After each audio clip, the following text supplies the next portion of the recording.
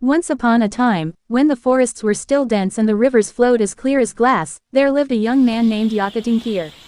He was known as a humble wanderer, a chivalrous soul, and a diligent search for his identity. His footsteps often took him through silent valleys, where humans rarely dared to stop. One evening, as the mist slowly descended and the sun's rays reddened on the western horizon, Jaka Tingkir arrived at a hidden lake. The water was clear, surrounded by wildflowers and ancient trees that seemed to guard the secrets of the heavens.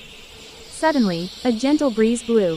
From the sky descended 7 nymphs, daughters of heaven, with sparkling shawls and faces as serene as morning dew. They descended to bathe, unwinding from the hustle and bustle of life in the heavens. Jaka Tingkir froze. He hid behind a bush, not out of ill will, but out of reverence, not wanting to disturb the sacred beings. But fate had its own way. One of the nymphs, shawls, caught on a tree branch and fell to the ground near where Jaka Tingkir stood. As the nymphs finished bathing and prepared to return to heaven, one of them was unable to fly without her shawl. Her heavenly powers had vanished. The nymph's name was unwinding. Heart pounding, Jaka Tingkir emerged from hiding and reverently presented the shawl.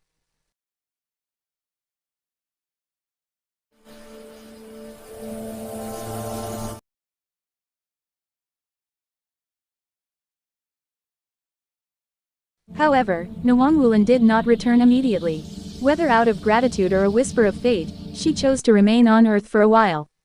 Days passed. Jaka Tingkir and unwinding got to know each other. Between the wandering youth and the celestial princess, an inexplicable feeling, born of honesty and sincerity, grew.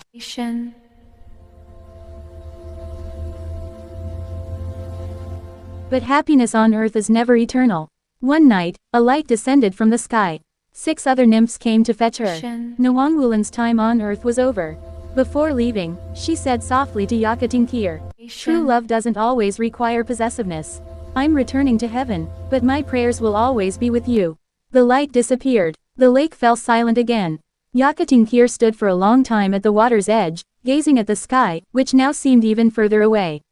But his heart was not empty. From that encounter, he learned about patience, sincerity, and ennobling love.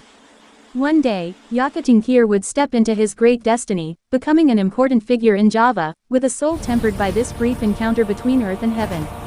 And to this day, the lake is said to still sparkle during the full moon, as if holding traces of the 7 lights from heaven.